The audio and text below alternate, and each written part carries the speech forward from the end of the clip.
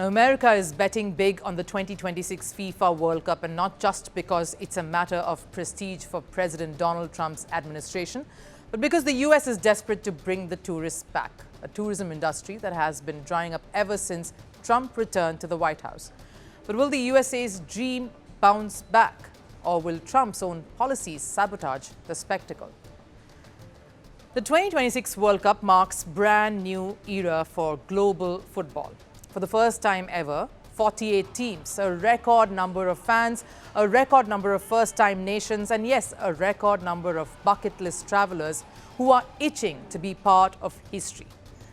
With 3 hosts, 16 host cities, the stage is indeed massive, and America wants to be the star of this show. But behind the bright billboards and shiny stadium lights and plans lies a harsh truth. The United States is in the middle of a tourism crisis. The numbers will tell you the complete picture. Before Trump's return, tourism was booming with a 9.1% boost. By 2025, it collapsed to minus 6.3%.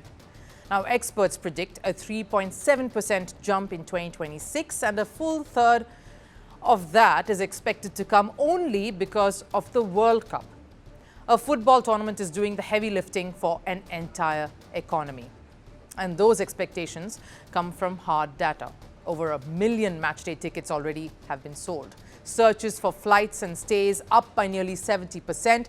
Hotel prices skyrocketing, booking platforms projecting over 232,000 traveling fans. And then came the big announcement. The US will expedite visas for fans with matchday tickets. Instant buzz, instant hype, and belief that America might actually pull off something monumental here. But here's the plot twist, and it's a big one. A matchday ticket does not guarantee a visa. It only speeds up the paperwork. Your ticket is not a visa. It doesn't guarantee admission to the U.S. It guarantees you an expedited appointment. You're still going to go through the same vetting. We're going to do the same vetting as anybody else would get. The only difference here is we're moving them up in the queue. We're moving them up faster. That means more than 1 million fans could be holding golden tickets but could still be denied entry. And that's only the first major roadblock here. The second, America's notoriously strict visa regime. Out of the 48 teams, 22 nations who have confirmed their berths are not part of the US visa waiver program. In simple English, fans from 22 countries must apply for a visa, expedited or not, and go through the same grueling process. And this is where things get a little messy, because among those 22 countries is a co-host, Mexico, with one of the largest football fan bases in the world, and joining them, Argentina and Brazil, 2 nations that define football culture.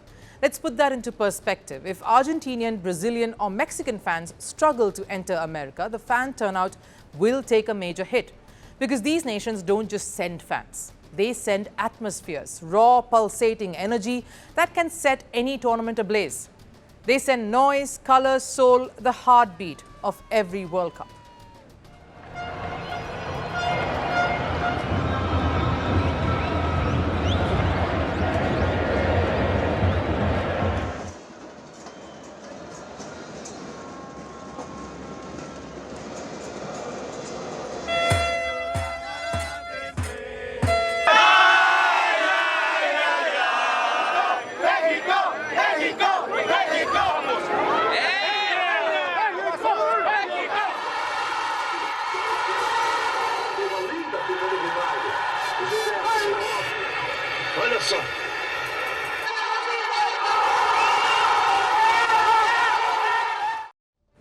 Now, sure, it's not only South America. History shows that England, France, Portugal, Germany, Spain and other European nation matches also spike travel demands. But you simply cannot imagine a football World Cup spectacle without the South American fervor. And America knows this better than anyone else. Since 1994, FIFA has hosted 8 World Cups. USA, France, South Korea and Japan, Germany, South Africa, Brazil, Russia, Qatar. And the highest attendance? 1994 in America, 3.6 million fans gathered. But 1994 America was different. No Trump, no crackdowns, no restrictive immigration policies, no high-risk visa zones. America was a more open, welcoming country, and this is not the same America today. So the question is this: Trump wants to make the 2026 World Cup the largest, loudest, most spectacular tournament ever held. But will his own policies become the biggest roadblock to that dream, his own dream? Will America's visa walls drown out football's biggest festival, or will the World Cup force the US to open its doors to the world again, even if just for a month?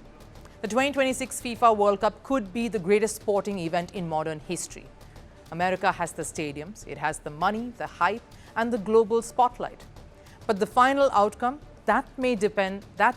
depends less on football and more on the politics surrounding it.